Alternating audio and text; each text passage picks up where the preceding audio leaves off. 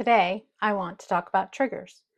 Triggers are emotional experiences that we have today when our past emotional traumatic event gets bumped up against. We can talk about it like it's a bruise that we have on our body in a space that we'd never look at. And so it happened so long ago. And even though it was really traumatic at the time, it happened and we never see it anymore. We don't pay it any attention. And then suddenly somebody comes up and gives you a squeeze and accidentally bumps up against that bruise, and it causes this situation where you're off guard all of a sudden, or you're taken off guard, or you're confused. You're like, what the hell was that?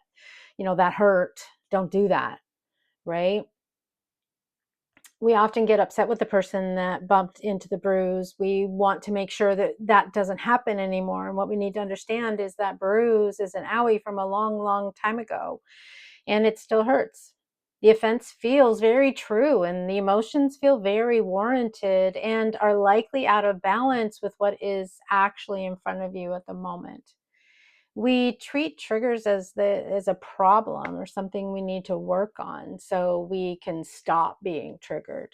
Yet what we don't realize at the time is that triggers are absolutely and completely valid and must always be honored. They have information for us. To be clear, I've done a ton of work on myself, so I'm aware that triggers are a me issue, right? And they are mine to manage. And sadly, I felt weak at some points because I still had them, still have them. I was not out of control or not explosive, but I felt this heaviness and this charge in my system. Something underneath was being touched, and I knew that it didn't entirely belong to now. And in the beginning, I wasn't trying to dismiss myself in the relationship. I simply believed that these triggers didn't belong in this relationship and that I needed to somehow get over it. I was trying to be a responsible adult. To be honest, in the beginning of the relationship, I knew what healthy dynamics were supposed to look like, but I didn't necessarily know what healthy dynamics should feel like. And I found myself thinking that my feelings were disproportionate. I didn't think I was accurately gauging my reactions in the present, but that my past trauma was showing up and that risked something that might actually be good. So I kept checking with myself and checking myself, right? Questioning my responses. Even though I knew these reactions didn't entirely originate here, that they originated somewhere in my past, here they were showing up, begging me to pay attention. I used to think healing meant that I needed to manage my emotional reactions and make sure that my pain didn't impact my relationships. And that's still true, right? But that doesn't leave space for the deep internal work that must also come alongside. We can't just dismiss triggers. We have to pay attention. They're telling us something. Because now I realize healing means accepting, trusting, and understanding myself better. Allowing whatever to show up, and taking the time to consider where it's coming from.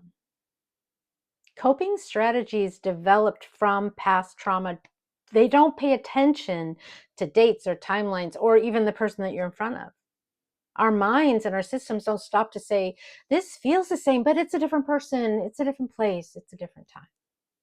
No, our bodies respond to the sensations that are familiar to what it feels like before the mind has time to sort out what the truth is. To tone, to distance, to lack of continuity, to the subtle feeling that this connection feels insecure. Our bodies remember those sensations from an earlier time and believe it knows what it means right now, and it behaves accordingly.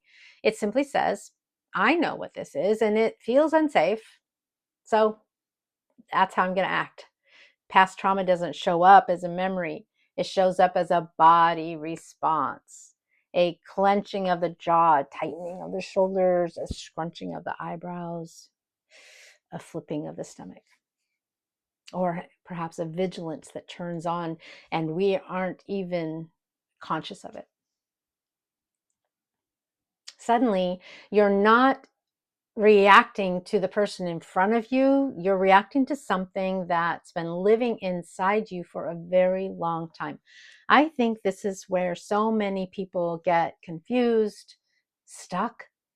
They look at the present situation and think, why does this feel so unsafe? Instead of simply acknowledging and accepting that it does and it's valid. Instead, they just question themselves and then they make it mean that there's something wrong with them, that they're too sensitive, they're too reactive, they're too much. Our strategies when we feel uneasy are to overthink, be hypervigilant, prepare ourselves for the bad, fix it. Because moments like this used to cost us, and we don't want to pay the cost anymore or again. But what if you consider there is nothing wrong with you? What if the system is actually doing what the system learned to do to feel safe because it simply doesn't feel safe now? There's something very tender and profound about realizing that. That shift from judgment to curiosity has been surprisingly painful for me and eventually regulating. When we stop fighting the reaction, it softens on its own because you are finally allowing your body to feel and to know that you can handle the truth. Not immediately, not magically, but our reactions stop getting bigger and bigger and become more clear and steady. I'm starting to see how often I've been trying to live in the present while dragging an unacknowledged past behind me. Obviously, unconsciously and unintentionally, and nonetheless very impactfully. Just because my past pain never got integrated. My childhood was very unstable and very chaotic. I was abandoned while others around me weren't. There's significant trauma associated with all of that. And as a child, there wasn't anyone to help me. There wasn't anyone to help me navigate the big feelings and to help me regulate my emotions. And that trauma showed up in this relationship. Relationships are good, particularly good at activating these past traumas. Relational trauma comes forward in relationships and can continue to show up over and over again because closeness, uncertainty, and attachment don't belong to adulthood alone.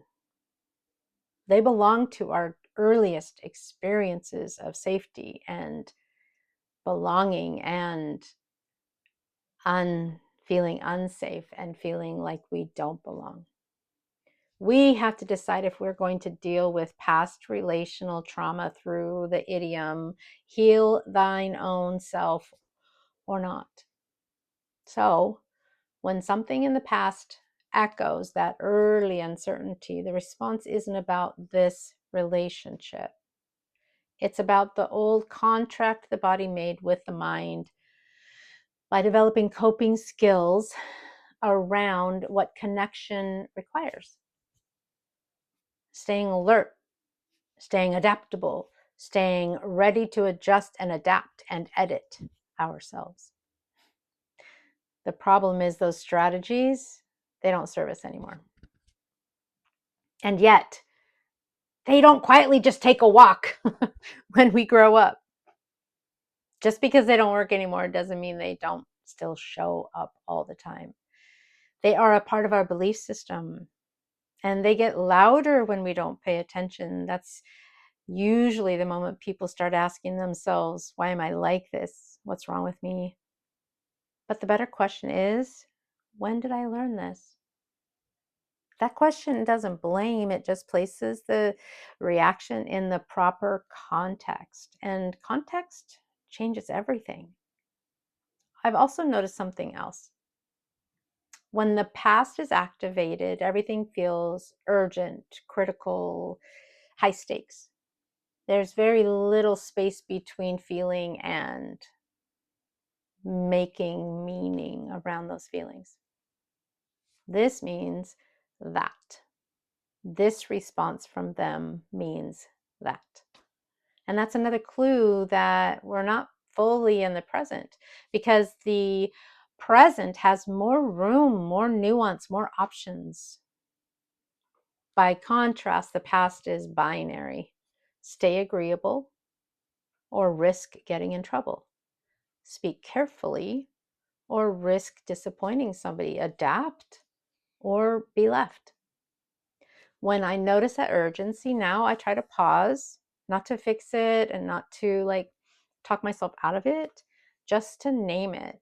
This feels old. This is painful. That's it. And somehow that naming creates a little separation. I can be in the present without denying the past. I can say, I see you without letting it make my decisions. That's different from healing the past. It's more like no longer living from it. And that feels like the real work of this season. Not erasing, not rewriting, and no longer judging and ignoring my history, just letting it be acknowledged. So it doesn't have to keep interrupting the present. If you've been feeling surprised by your own reactions, if you've been wondering why certain moments hit so hard, it might be because something old is asking to be seen. Sometimes awareness is enough to start loosening the grip. Just notice. And for now, that is the right place to be.